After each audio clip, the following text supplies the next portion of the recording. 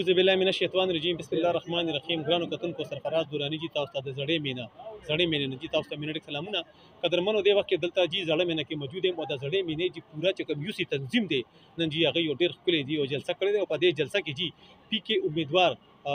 د پی کې 86 امیدوار جی عزیز خټک سے برازي غي سر جنور مرګریم برازي لک سات کې جی د جلسه بدلته شروع کیږي. دلته جی د وخت کې موږ سره چې خان علي شاه چې کوم د جلسې سربراه دی خبرې به جی ورسره وکړو. هر یو کینډیډیټ جی دغه خبره کوي چې یار زه به ګټم خبرې وکړو. خان علي شاه صاحب ته د جلسه په حواله باندې سوی خان علي شاه د یو جهان مننه خوشاله اوسئ د نن چې تاسو کوم د جلسه کوي لګیای او دا کوم خلک راضي لګیا دي دا راته چې عزیز خان په 2013 کې جی ایم پی او په 2018 کې جی ایم پی پاتې شوی دی. څه به وایي تاسو جی؟ بس ان شاء الله مونږ چې کومه جلسه منعقد کړې ده نو دا د ټولو د مشرانو په کوششونو سره او په کشرانو چې کوم موږ سره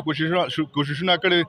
په دغه سره مونږ منعقد کړې ده او دې ته ډېر لرې نه کسان راغلي دي ان شاء الله او روان دي. اوس هم د تولاندې نه دی خو د عزیز آباد نه د لرې نه کسان راغلي دي دا مونږ د په تاوان سره دلته کړی ده او ان شاء الله مونږ به را روان چې کوم الیکشن دی په 8 فروری باندې نو ادریس خټک صاحب ان شاء الله کامیابو او ورسره چې بل کوم شاه احد صاحب دی ان شاء الله هغه نشان چې کوم دی پرنټر دی نو ان شاء الله هغه هم ان شاء الله کامیابو او د دې په لحاظ سره ان شاء الله او سرفراز به تاسو پراتلو شکریا ادا کو.